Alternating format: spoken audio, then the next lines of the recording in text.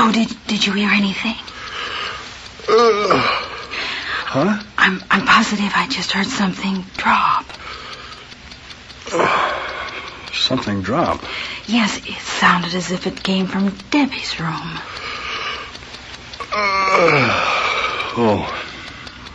I better get up and find out what's going on. Oh, my. 1 o'clock in the morning. Maybe she's sick or something. Well, let me find out. You stay here. I'll put my slippers on and go see.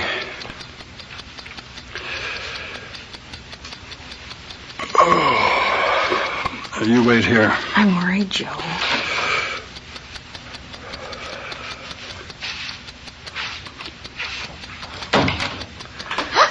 Daddy! Debbie, what are you doing up at this time of the night? It's 1 o'clock. I know, Daddy. But I promised Grandpa I'd give him his sweater I'm knitting when we came up to see him this weekend. Well, I thought you'd already finished it. It wasn't really right. And I'm having to redo it. And I had so much studying to do tonight. I just couldn't get it done before now, Daddy. And I have to get it done. Well, I'm sure Grandpa wouldn't appreciate your harming your health, losing your sleep to make his sweater. But you've got to understand, Daddy. I promised him I'd have it done, and I have to. Oh, if only I hadn't had so much homework to get studied. Now, listen, Debbie. I'm going to turn the light out. Now, you put your knitting away and go to bed. But, Daddy... Go to bed or you won't even be well enough to see Grandpa. Yes, Daddy. Now, good night. Good night, Daddy. Good night. Our sweetest songs are those that tell of saddest thought, said the English poet Percy B. Shelley. If the poet would like to apply sweetness to sad songs, depression and sadness themselves are not sweet. The sense of personal failure, the personal trials, and all the other disappointments which go into causing depression are not sweetness. But they're not insurmountable either. There are practical ways in which depression can be fought. The Bible, with its long experience in recounting and observing the weaknesses and foibles of the human race, has much to assist the depressed. Part of that is what we shall consider in today's program.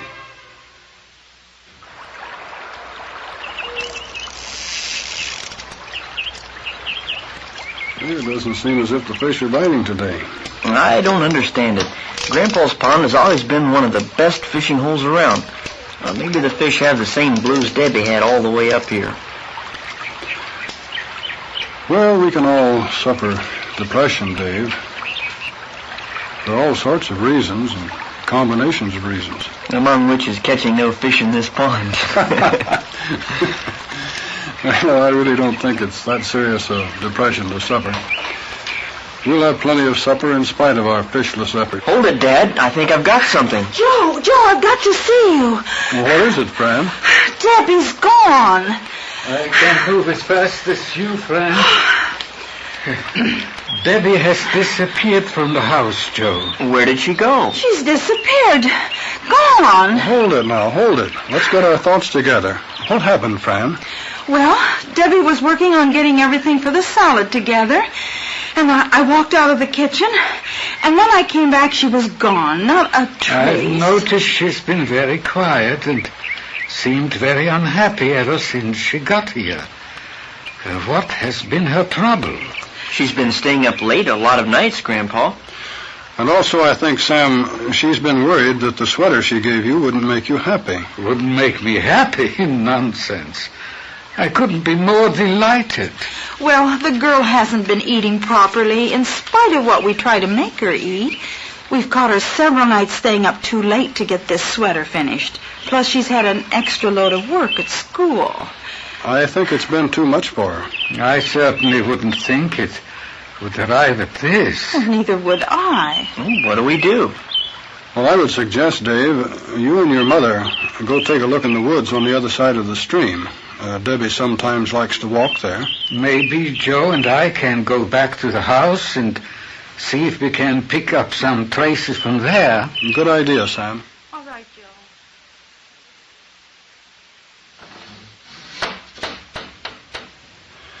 Well, We've searched the whole house. Not a clue. Joe, maybe we'd better split up and look around the grounds. All right, but frankly, Sam, this really worries me. I only hope we can help her. Oh, all of us can feel very depressed from time to time. Well, she still has to be helped out of it. Granted. Before we look for her, Joe, I was just thinking how Jude had said, also continue showing mercy to some that have doubts. I know this scripture applies first to doubts about faith, but other doubts can be a discouragement. Doubts about someone loving you whom you want to love you. Serious doubts about yourself. Those can sometimes lead to depression. Well, don't worry. If I find her, before I bring her back, I'll try to reassure her, Sam. Be sure to. Now, why don't I scout the building nearest the house? I'm not as young as you are. Maybe you can circle around the other way to the side of the lake.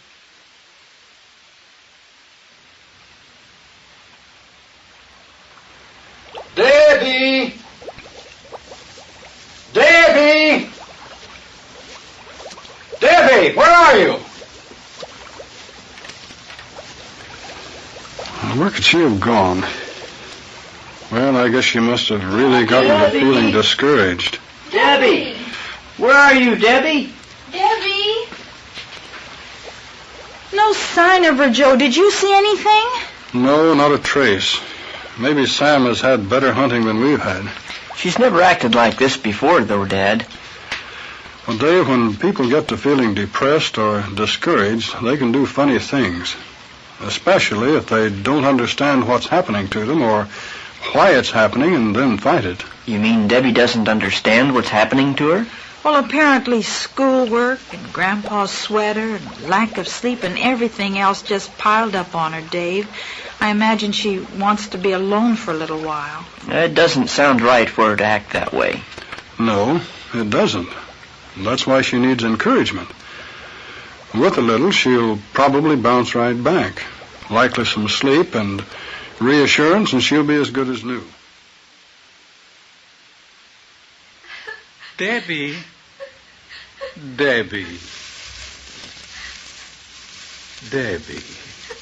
Oh, Grandpa. Everything seems so black. I'm so tired. I wanted so much to make your sweater look good. I was too ashamed to face you after it looked so bad. Debbie. Here, put your head on my shoulder a minute. Come on. Aren't you upset with me, Grandpa? No. I shouldn't have run off. I bet you know Mommy and Daddy are both worried. Yes, they are worried, Debbie, because you're unhappy. And they know you're unhappy. And no, I'm not upset with you, Debbie. But Grandpa, how could you not be upset? I promised you, and I didn't keep my promise. Debbie, for me, you kept your promise in a wonderful way. It is a beautiful thing you made with so much love. But I do know sometimes the world seems to close in all about us. I know, Grandpa.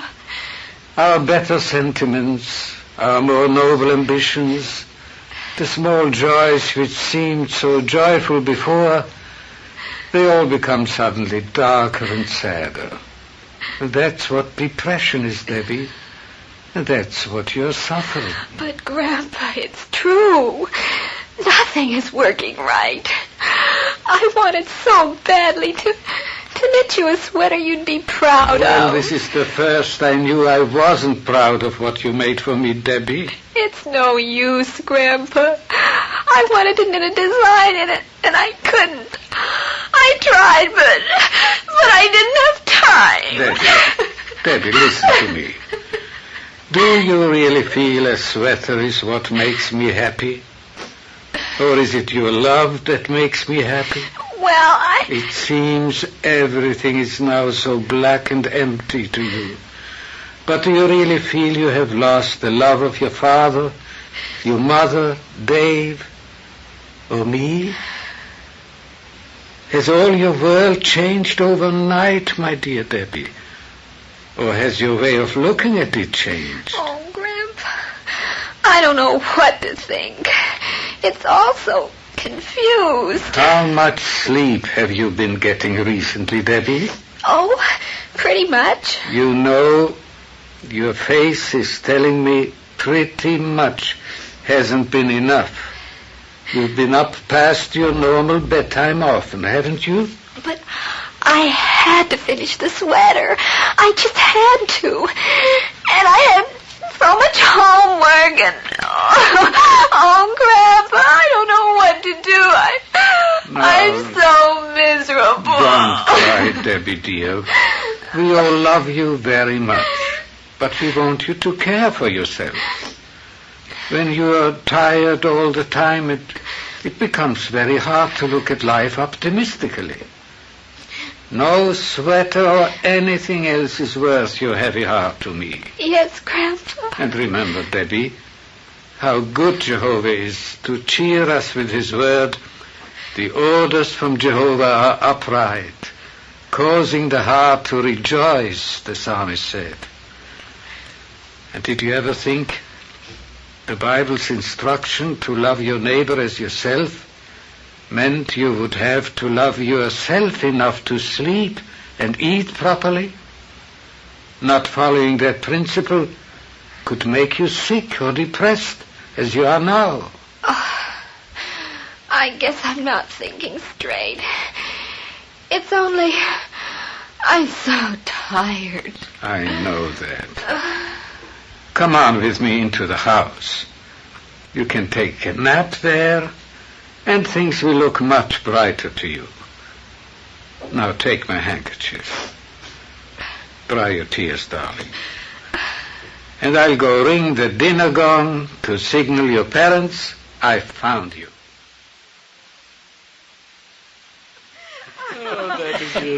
I'm so ashamed I got everybody upset. Well, I'll bet the world looks a lot different after a couple hours of sleep. I didn't realize how tired I was. Well, I hope you can learn a good lesson here, Debbie. When you feel depressed, one of the best things to do is to be sure your health is good and you're not tired. Now, that's part of loving yourself as your neighbor. That's exactly what Grandpa said. You can always study the Bible, too, for the good comfort its counsel gives. The only thing I don't understand, Debbie, is why you figured you should be ashamed to face Grandpa because of the sweater. I guess that's part of the funny way you look at things when you're down in the dumps. Well, now if we are going to keep you in good health, maybe we should start eating some of this meal you and your mother prepared. A sense of personal failure, bitter disappointment, fatigue all contribute to the human feeling of depression. But depression can be fought. It can be overcome with the aid of the beneficial counsel of the Bible.